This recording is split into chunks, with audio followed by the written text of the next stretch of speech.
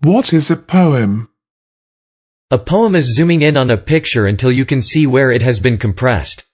A poem is a GIF described frame by frame. Why a GIF? Because the primary characteristic of a GIF is repetition. A poem involves the repetition of language and precision of imagery to invoke a specific sense of temporality.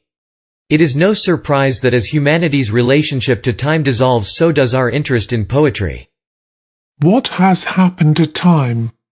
Time has changed, the present has all but vanished, and the future is always one click away.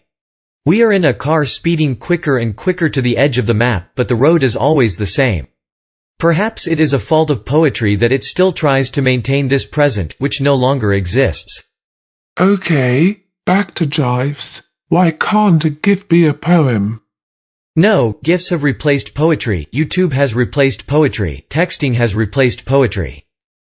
I have to disagree. Poetry hasn't been replaced, it's simply evolved. The power of poetry is its plasticity. It is always refracting and reacting into an infinite number of potentials.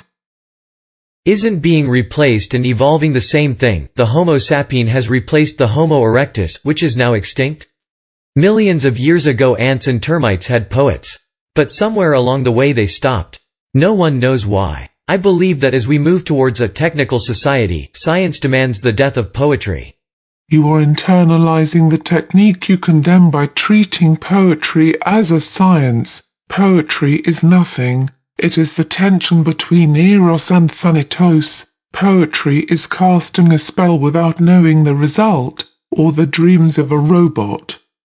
You cannot kill poetry, just as you cannot kill redness, or the economy.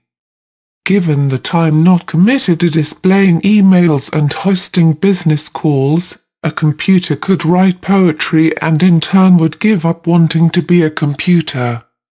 So how do you define poetry? Poetry is undefinable but easy to recognize.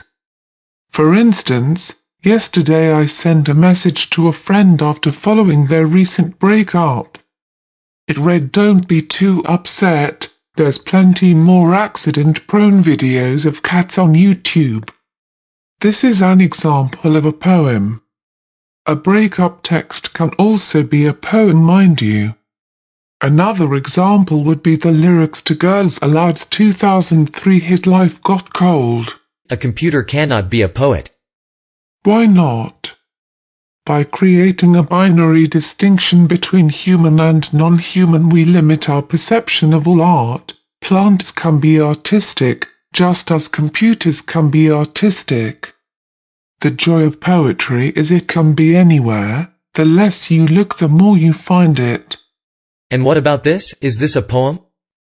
This is a computer talking to itself or dreaming about Disneyland.